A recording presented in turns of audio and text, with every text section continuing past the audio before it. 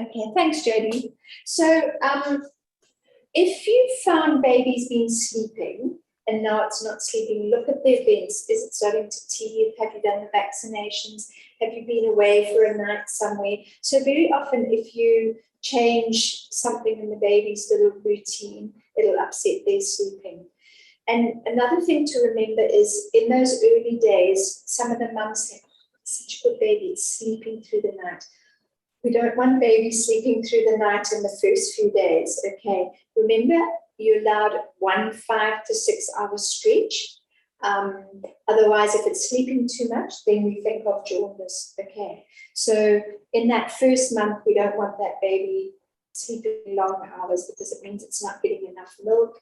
There's something wrong, okay? So sleeping, yeah, it's a very, very controversial subject. Don't fight it, just go with the flow.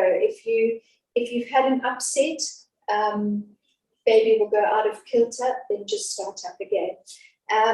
Where the baby sleeps as well is entirely up to you, whether it sleeps next to you in a crib, it sleeps in the bed with you. I know there's also, that's another controversial thing, but if you're not drinking alcohol or taking drugs, you'll never you'll never squash that baby, okay? It's amazing a mother's instinct just clicks in when you have that baby, okay? So if that's the only way you get sleep, then that's okay. So if the baby sleeps in the nursery, in your room, in your bed, you do what works for you, okay? And I always say, follow your heart and follow your baby. They are your best leaders, okay? Because Mary's baby is sleeping through at 6 weeks and yours is not, doesn't matter. They're all different. Like I said earlier, try not to compare with all the other babies because they're all different. It's just a guideline, okay? There's nothing wrong with your baby. Generally, you're doing the right thing. You just need a little bit of reassurance that all is okay. So don't try and keep up or think, oh, gee, that baby's sleeping through, well, that's such a, it's okay. Don't worry about that. Rashes. They're all sorts of rashes and lumps and bumps that babies have. So some of the commonest things are when they're born, babies being used to a high level of hormones, okay? Now your hormones have dropped. So babies can sometimes get little baby acne. It's little white spots on their nose that we call milia. Nothing to do. Please don't squeeze them. Don't put any lotions and potions on. Just clean their face with warm water. You don't need to do anything. Some babies are worse than others and you look and think, oh dear, what's going on? It's okay, it will settle. It's just because we've had these high hormones, now they've dropped down and so the body's adjusting. And while on that note, girls can have a period, little baby girls can have a period, very normal because they've had these high hormones, now it's all dropped. So don't be alarmed if there's a little bit of blood there. Or sometimes boys or girls can leak milk, okay? Don't squeeze, don't do anything. It's just because of the high level of hormones. It's all very normal, so don't worry about that, okay? So long as, always remember, so long as there's no temperature or vomiting, don't stress about other little things, okay? So the milk spots, then if they're too hot, often they'll get a little rash, little raised rash around their neck or in their arms, okay? If you see that, just take some clothing off, give them a little bit of a feed, cool them down a bit, all right? Don't put anything on the rash, just leave it. If your baby's going to get eczema, it's normally on the inside of its arms. Their little face might get a little bit rough, or the back of their legs, and sometimes on the tummy, a little bit rough, okay? If they do, if you've got a family history of eczema, it often goes through to the baby. So if it gets very red and angry, then you need to go to your pediatrician and they generally give them a little cortisone cream to settle down. But just wash and cream baby in aqueous cream if they've got any problems with their skin. Baby's skin is very, very sensitive, okay? Also, if they're born and they have a lot of that vernix, So it's white when they come out. Don't try and take it off. It's protecting the baby while it's inside the water. You know, Granny's fingers when you've been in the water too long.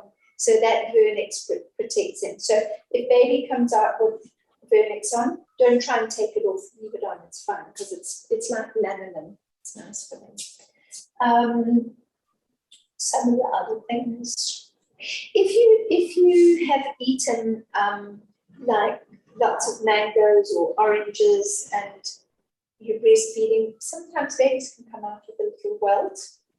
Just something to take note of. If they do nothing to do, just don't eat 3 or 4 mangoes. Rather just have one. I say mangoes because that's a common one, or oranges. That can cause that. Okay. Then the cord care. Remember, it's up to you because I know the pediatricians are saying not to do cord care, but you can do cord care after you bath the baby and at each nappy change. Just make up a little bottle with cotton wool and nets in that cord. Keep the cord out of the nappy. It should fall off after 5 to 7 days. Okay. If you don't clean it, like I said, it's like this little hard stick of water, which makes nappy changing and holding the baby quite uncomfortable. Okay. If it does get a little bit infected, clean the base with betadine. But if it's very red or smelly, then you'll need to go to your GP and let them have a look at it. Okay. Nappies, remember, in the first month, you go through about 10 a day. If you're using disposables, if they just do a wee, you don't have to change every nappy change, but if they do a poo, you must change every nappy change. If you're using the toweling, which I hope you all are going to use, then you need to change that nappy. As soon as that nappy is wet, you must change it, okay? Nappy rash is a common thing. What to do? There's so many lotions and potions, but the bestest thing in the whole wide world is just to clean it with warm water and let baby lie with its nappy open, okay? The base of all your nappy creams is zinc oxide. So even just zinc oxide is fine for the baby's bottom. You don't need anything special. When they're teething, very often they get nappy rash. Their little bum gets very red and exfoliated. Then just make sure you keep it out of the nappy, keep it clean. Be careful with wet wipes. Don't use them. If you're at home, don't use wet wipes. Just use water, plain water. If you're out and about, it's convenient, then use your wet wipes, but preferably ones that don't have alcohol because they dry the baby's bottom. Okay. That's the best thing for nappy rashes, just leaving it open, cleaning it with water. Okay. Poos come in an array of colours. So when baby's first born, remember we have that meconium, which is black and sticky. And you just must make sure that you put lots of Vaseline on baby's bum. Like I said before, you won't forget if you don't put Vaseline on. Next time you make sure because it's hard to get off. Once your milk comes in, then the baby's poo starts changing to a nice yellow mustard colour, and it pretty much stays that colour throughout. So it can vary. It might have a little green tinge. It might go a little bit darker. That's all okay. Where we worry is if baby has temperature and its poo goes white, or it's very mucousy and watery or bloody, then you would need to go and see your GP. Okay. But changing the yellow color is okay. Once you start solids, then it changes and it becomes smelly. So that's in mum's breastfeeding. It's the best time to change the nappy. They're not smelly. Okay. I'll just go on to weight. When the baby's born, they weigh the baby. When you leave the hospital, they weigh the baby, and the baby's weight will drop. That's normal because it's passing all this meconium. Your milk hasn't come in, okay? So the baby's weight will drop. But by day 7, it should have regained its birth weight. So if you could just hop on the scale with baby and see what its weight is, okay? If you're worried about the weight, go to your pediatrician. But try and weigh on the same scale because all scales are different. They'll weigh your baby when it has its injections. So you can use that as a base. But by day 7 to day 10, baby should have regained its birth weight. Okay. So when you say the milk hasn't come in, the milk hasn't come in yet, so what are they, is it a little bit of milk? The colostrum. Oh, okay. Yeah, remember that colostrum. That's all the baby needs is colostrum. Don't fret. Yeah, that's its nutrition. Remember, it only needs a teaspoon of that colostrum. It's so rich in nutrients and goodies. It's just the most wonderful, wonderful thing. Okay, so yeah, a lot of mums stress about, I haven't got enough milk and they're tempted to go into formula. Don't. That colostrum is all the baby needs. Okay, then when your milk comes in, then it starts pumping the baby up. Feed a lot just with the colostrum. Yeah. That's why you just demand feed. You just demand feed. And a lot of mums think, oh, this baby's feeding all the time. It's not getting enough milk. It's getting all its nutrients that it needs. It only needs a teaspoon of each feed, actually. It's probably just sucking, just for comfort. It's also learning about breastfeeding in this big bad world that it's come out into after being in a nice, cozy little warm environment. So if it feeds, the colostrum is, and it doesn't look a lot. Your breast will be soft, and it's just a little bit, but it's plenty for the baby. If you're in any doubt, just phone Katinka and try and see her within 24 hours of having the baby, just to check your latch, check that you're all on the road, and then if that latch is sorted, I promise you, you won't have any problems. It makes a huge difference. And Katinka just reassure you. Sleeping position. It's best to sleep the baby on its back or on its side. Okay. By sleeping it on its tummy, you increase the body temperature. Which brings me to cot dead SIDS, sudden infant death syndrome. So this is where the baby can die for no reason. You put it down for a little nap, you come, and there's no heartbeat. They don't know the reason why this happens. Okay. Some of the causative factors can be smoking. So if you're a smoker, smoke away from the baby, or if there are people who are smoking, away from the baby, not near the baby. If you get a second-hand cot, please change the mattress. Just get a new foam mattress, because there's something in that foam that can cause a problem. Okay. Have a nice, well-ventilated room. Always have one window open. Obviously, we're not going to put the baby under the window, so there's a draft. Have a nice ventilated room. Sleeping it on its tummy, they say, increases the body temperature and can be a cause of cot deaths. If your baby's sick, so if it has a temperature, it's not well, please just get it checked out. Okay, often babies that are sick and you think, oh, it's okay. Not that you must run to the doctor every 2 minutes, but if it does have a high temperature and it's just a bit out of sorts, rather just go and have it checked out. Okay. What is a high temperature for a baby? So normal is about 37. It is what's the same Adult, yeah. If it's at 38, that is high. So if baby has a high temperature, you can give it paracetamol to bring the temperature down. You can take a bit of clothing off. Don't put it in a cold bath. You will go into a tepid bath, because if you put it into a cold bath, you drop that temperature too quickly. So you put it into a tepid bath. Okay. You don't want to have a high temperature in a baby because it can cause fitting. We call it febrile convulsions, high temperature fitting. So if baby has got a very high temperature, give it some paracetamol, take some clothing off, feed, because fluids also will bring the temperature down. It causes the baby to wean as well, okay, and reduce its temperature. So cot deaths, unfortunately, I don't think we have a society here anymore. There used to be a very good one, but it can be up to 18 months, that cot death. Okay. Not that I want to cause alarm and despondency, but it is very real, and those are some of the things. They don't know the cause, but those are some of the things that can cause a cot death. Okay, and breastfeeding reduces our mortality because of all the antibodies, all the nutrients that the baby gets. So the mortality rate is greatly reduced in breastfed babies. Colic is another thing that We don't really know the reason why and what is colic. Everybody says their baby has colic. But you must remember that at the end of the day, baby's tired, you tired, your milk supply is down. They have a fussy time. They're just like, guys, I need to go to sleep now.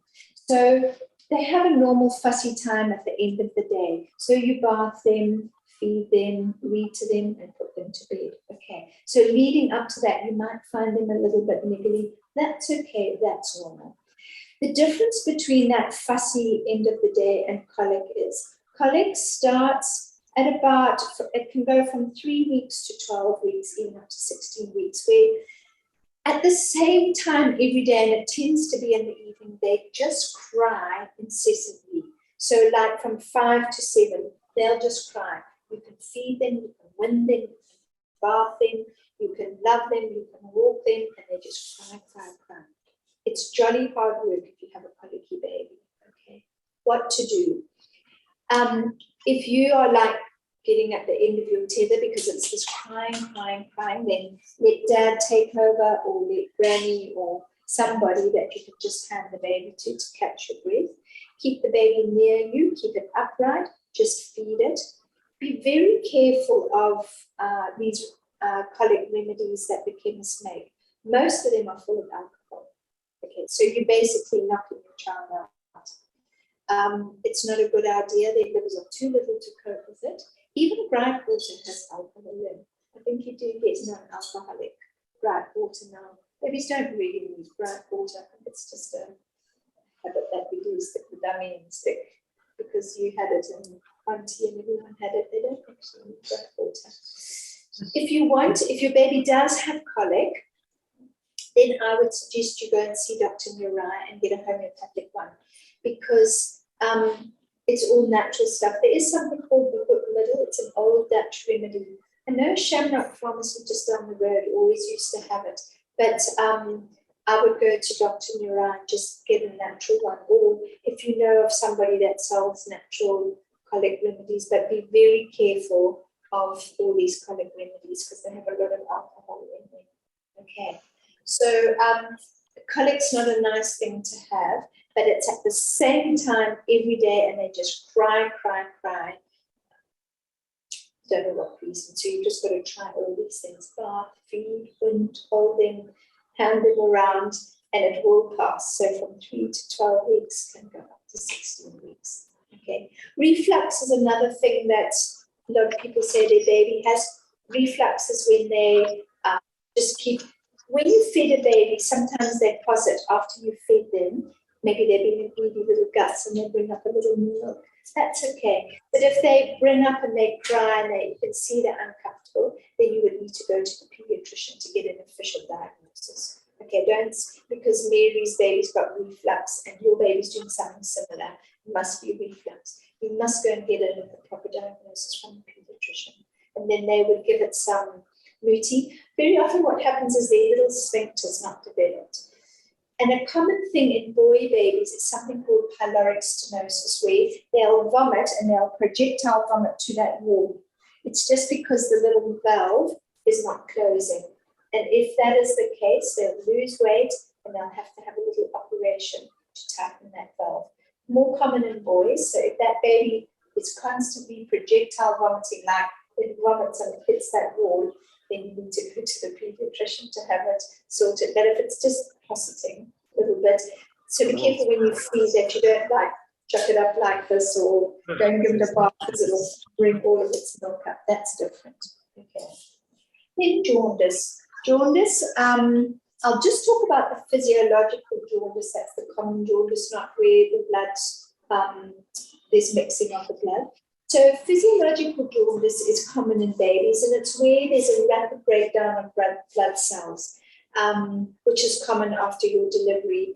If you've had a traumatic delivery, if you've had a vacuum, that can cause it. If you've got a preemie baby or a very small baby, so like twins are more likely to be jaundiced.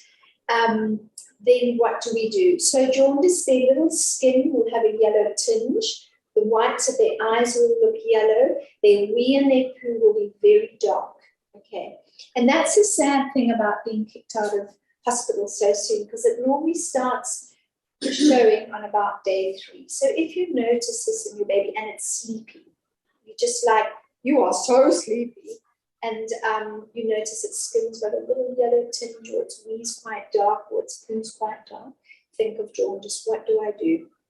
If there's just a slight tinge, you can put it in the sun. If you've got a nice sunny room or a patch in the garden, take everything off, let it lie on the nappy, keep its head out the sun, and you want to expose that body to the sun, like the 9 o'clock and 3 o'clock sun, just for about 10 minutes. If you've got a room inside, that's nice as well. If it's a lot more severe, like the whites of the eyes are yellow and they're really sleepy, then you need to go to the pediatrician. What they'll do is they'll prick the baby's heel, they'll take a sample of blood, send it off to the lab. Depending on the age of the baby and the level of we call it TSB, the total serum bilirubin, there's a graph that tells us, okay, this is very high. If their bilirubin level is very high, they'll have to be admitted into hospital. They put the baby in the incubator. They take all its clothes off, lie it in the nappy. They put little iPads on, and then they put the ultraviolet light on, and that breaks down the bilirubin.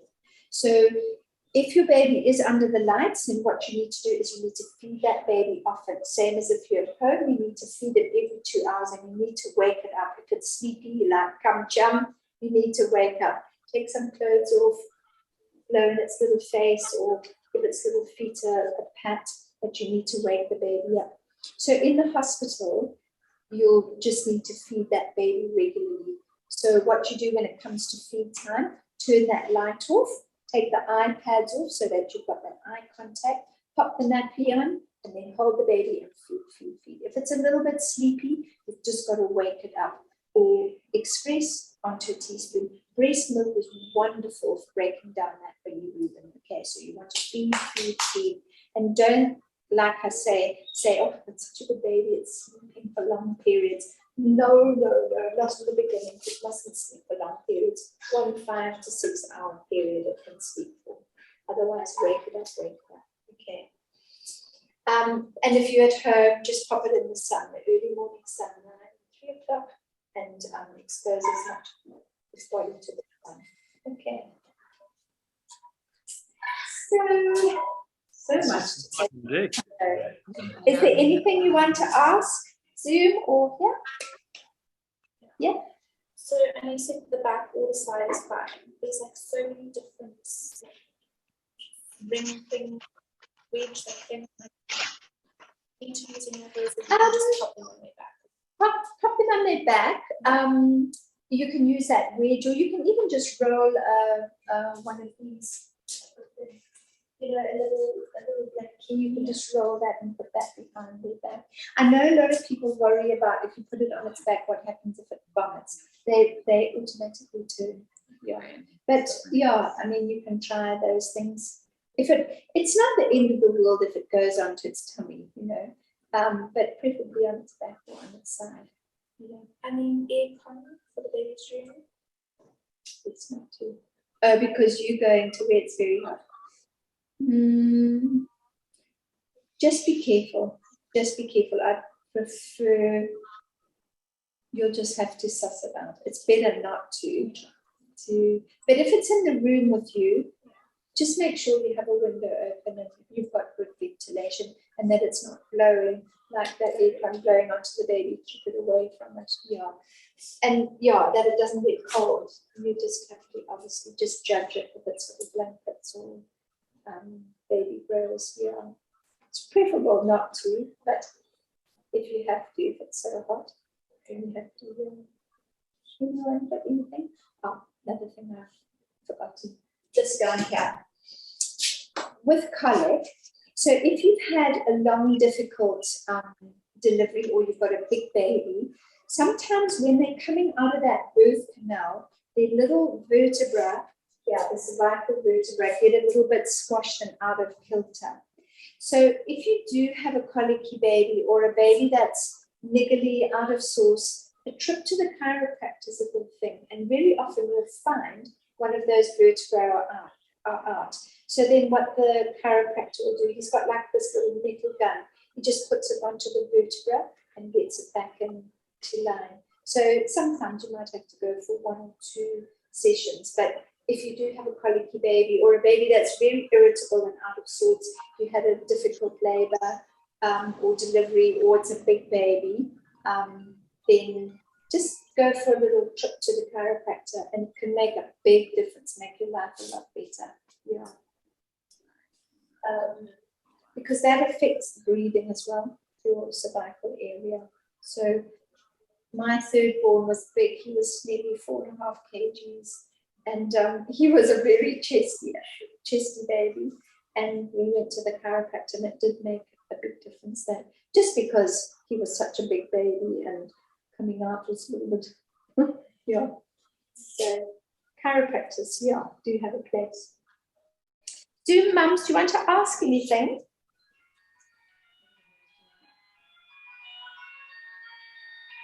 Anybody home? Very quiet. Okay. All good, thank you. Oh, good. Okay, days. So I'll go on to vaccinations. Nobody likes their vaccinations, but very important. Okay. Your baby card that they give you when you leave the hospital will have all the vaccinations on the back. So if you forget this, that's okay. It's all there. The first vaccination that baby will have is our BCG. That's for tuberculosis. Unfortunately, now they don't do it every day, so they only do it on a certain day. So if you happen to be there when it's the day, then you're lucky. Otherwise, you'll have to go back for your BCG. They give it in it's the right arm. They just give a little injection under the skin, and within 3 months, it should react. It comes up in like a little pussy spot. Don't squeeze it. Don't do anything to it. Okay. If it doesn't react, you'll have to have another BCG. It must react. It comes up in this little pussy spot. Okay. Then at 6 weeks, 10 weeks, and 14 weeks, they have to have their jabs. So that 6, 10, and 14, they have polio drops. Then they have, it's a combination of diphtheria, tetanus, pertussis, that's whooping cough, hepatitis B, that's in 1 injection. Then another one is the Hib injection. It's Haemophilus influenza virus. That protects it against not all the strains of meningitis and pneumonia, but the common ones. Okay. And then they've introduced another one, typhoid. So they have 3 jabs, I'm afraid, in their little legs. The polio are polio drops. I'm not sure if they've got the jabs now with the polio in the jab as well. And then another thing that they'll have is the rotavirus. Those are drops. They have those at 6 weeks and 10 weeks. It's a bug that babies get, and it can be fatal. Okay, so those drops they'll have, it's quite a lot, those drops. When you have your vaccination, please don't give the baby in anticipation of pain or temperature, paracetamol, Calpol before you have your vaccinations. Wait till your baby's had the vaccinations. The commonest things that can happen is it has a little rise in temperature. It can be a little bit irritable and out of sorts for up to 48 hours. If it has a temperature or you can see it's irritable and a bit sore, then give it some paracetamol, Calpol, whichever one you have, okay? But not before the vaccination, okay? It reduces the effectiveness of the vaccination. So that's 6 weeks, 10 weeks, and 14 weeks, they have those jabs. And then at 9 months, they have the measles and the rubella vaccination. We didn't used to worry too much about those, but measles has reared its ugly head again because of the anti-vaxxers. We seem to have measles as a problem. It's up in Nigeria. It's a huge problem up there. And I see polio has also reared its ugly head somewhere up there. So yeah, we want to protect babies. Often they do countrywide measles mop-ups. So we have an outbreak of measles, and you'll hear everybody saying, "Oh, we've just given them. Do we need to do it?" It's not a bad idea because measles is not a nice thing to have. Then Between 13 and 15 months, this is not a government issue, the MMR, measles, mumps, and rubella, okay? It doesn't cause autism, as people might tell you. It just happens at that age, if autism is going to rear its head, that's when it rears its head. The doctor that actually put a lot of scaremongering amongst everybody was taken off the roll. It doesn't cause autism. If you want to do the MMR, and it's quite a good idea because mumps can cause sterility in boys, and then the rubella, you want to be protected because when they become pregnant, they want to have that immunity. If you want to do the MMR, then you just go to your GP, they'll give you a script, and you go to one of the reputable pharmacies that bring it in. And then your baby clinic can give it, or I can give it here if you want to do it here. That's between 13 and 15 months. So you won't see that on your baby card. Okay, that's if you want to do it. Then at 18 months, we do the booster, the polio drops and the DPT, diphtheria, pertussis, and tetanus. Okay, this one at 18 months, they're generally by now starting to walk. So you'll see when they've had the injection, they'll be like, oh, so poor, they can hardly walk because their little leg is stiff. It's from the tetanus, same as these ones. You might feel a little lump in their leg. That's the tetanus. It's quite normal. Try and encourage them to walk because otherwise the little leg gets stiff. But you'll see them like walking with their so poor. Okay, so that's your vaccinations. I know none of the mums like it enough, and they're like, "Oh, Dad, you go and do it," but it's okay.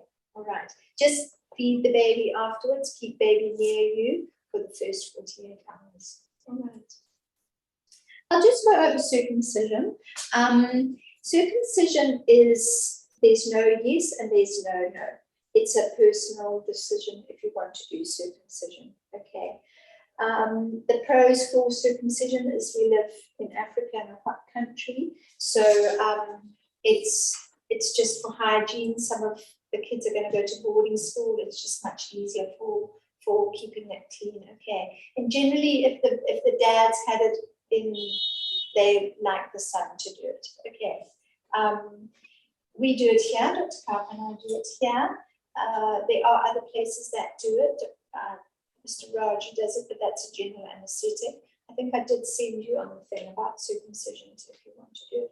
But it's a personal choice. It's entirely up to you if you want to do it. We only do it here after 6 weeks because we find after 6 weeks, mum has settled into a little routine. She knows her baby now because can be quite, the baby's going for circumcision. So I know down south and other doctors do that 2 days and 8 days and whatever, but we've just decided 6 weeks. Even late is better. We just have a little bit more to work with. But yeah, anytime after 6 weeks, we'll do it here. We give them a sedation and a little local anesthetic. We put sutures in which dissolve, and yeah, it's done now on Monday and Friday with Dr. Kaplan. So it's entirely up to you if you've got boys. And I think that's about all on postnatal. There's a lot to take in, I know. And we haven't covered everything because there's lots to cover, but like I said, I'm always at the end of the phone if you're not sure. Most of the time, Mum, you've got it waxed, okay? It's just reassuring and hearing the chitter-chatter from all the baby groups and the other mummies and the grannies and the aunties, and then you start doubting yourself and thinking, oh, my baby's sleeping with me, this is not a good thing. It's fine.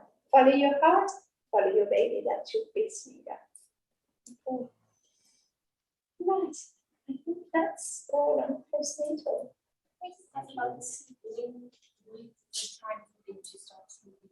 Okay, so some babies will start from about 6 weeks and sleep through, and then they can go out of kilter when they start teething from about 6 to 7 months. That's when they're teething, some even earlier. Some a little bit later. So it's just after 6 weeks that we need to worry about. Yeah. Don't let them sleep through. If they do. I mean, that first month, and so the first few days, please don't let them sleep through. Once we've got through, they're going to get jaundice. But by a month up to 6 weeks, some babies are sleeping through. I know a lot of people think that if they give their baby porridge or put it onto formula, they're going to sleep through. It will make no difference. Okay, so it's roughly about 4 to 6 weeks that they'll start sleeping through. If not, a little bit later. It's normally cause for concern when mums are going back to work and they want to sleep. But like I said, try not to get too wound up about this. The baby's not sleeping and I have to do something and you need to sleep through. All babies are different. Some babies don't need a lot of sleep. Some babies do. There might be a little bit of upset. You might be a bit anxious. Change of environment. There are lots of things that come into play. So yeah, if you're going back to work and you're finding it hard, get hold of Kate. She'll help you through the sleeping. Otherwise, just put baby with you. Go back to my son, he never slept till he was 5. Now he sleeps like a log. But yeah, he never slept. He dropped his 18-month sleep. Never slept. But it's fine, it seems like. Yeah. It's the same as worrying about babies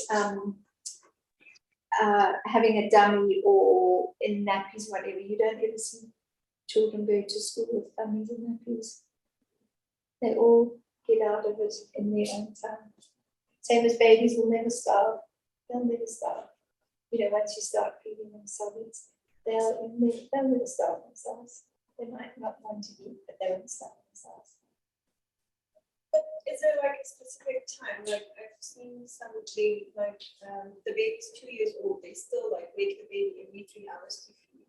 No. Geez, by then, no, you must be, because from 6 months you start solids. That can also set them off kilter once you start the solids, everybody's getting used to something new. Once they start their solids, 6 months, then you won't need to feed them, no.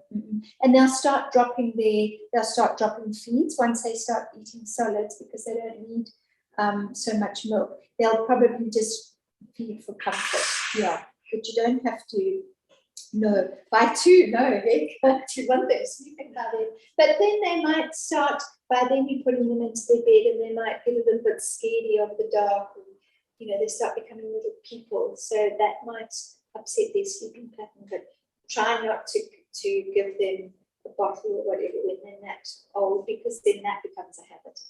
Yeah. So, I could never leave my babies to cry. Some people do that controlled crying.